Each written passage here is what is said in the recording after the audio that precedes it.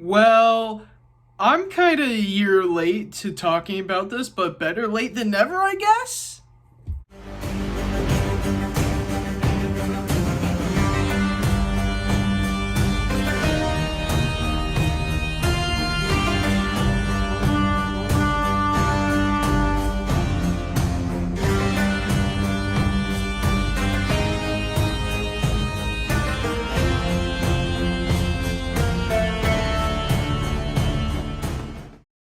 Please,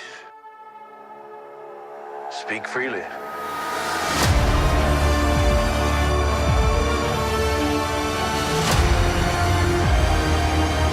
Book of Boba Fett is directed by Jon Favreau, Robert Rodriguez, and Dave Filoni, and stars Tamora Morrison as the legendary Boba Fett, pretty much running Tatooine as what Jabba the Hutt used to be. He's pretty much now the ruler of Tatooine, and I really enjoy that concept. I really enjoy pretty much a bounty hunter retiring and becoming the new ruler of Tatooine. I really enjoy that concept. And yeah, overall, this show, a lot of people don't like, but I honestly really like it. It's one of the better Star Wars shows out there. It's better than Kenobi in my opinion, but not as good as Mandalorian Season 2.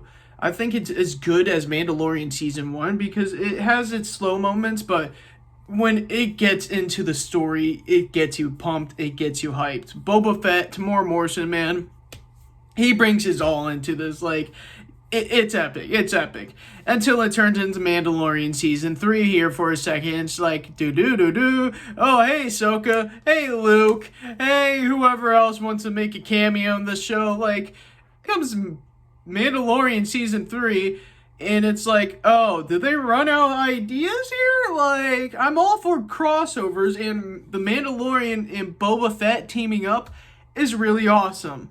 But it feels like they ran out of ideas at one point. It's like, what else can you do? Oh, send him on a bounty hunter mission. Send him here, send him there. Like, the only complaint I have with this show, my biggest complaint with this show is you pretty much are on Tatooine the entire time minus the 2 Mandalorian episodes. Even the Mandalorian episodes end up on Tatooine. Like, it's kind of like, or at least Obi-Wan went off of Tatooine, but you do learn a lot about Tatooine, and that's one strength that I really enjoyed this show. You learn about how the reason why Boba Fett doesn't want to become a bounty hunter anymore. You like the reason why, oh, the backstory of Tatooine, the Sand People. You learn more about that. And you have awesome guest stars towards the end, too, like Kyle Vanth, Cad Bane. You got epic appearances at the end, and the big baddie isn't the Empire for once. It's the Pike Syndicate. You learn about the underworld, and I really love that. I like learning about the crime underworld of Star Wars. Every show doesn't need an army of stormtroopers to stop the main heroes. Like, plenty of stormtroopers in The Mandalorian. Like, we've had plenty of stormtroopers. Introduce something else as a villain, and the villains in this show are really good. You understand, they're trying to run a crime empire.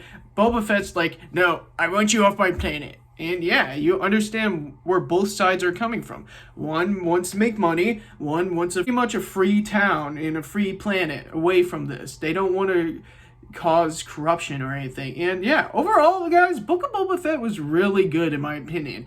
There are things that bother me, like for example, I feel like they ran out of ideas at some point, and there are things that felt like, oh, why can't we just go off of Tatooine here or there instead of staying on Tatooine for 24/7? But it is what it is. I really enjoyed this show, and overall, I'm gonna give Book of Boba Fett an A-. It's a really good show. I recommend checking it out. But yeah, that's all for this time. Punch out like button, face like boss. See you guys in the next row. Bye-bye.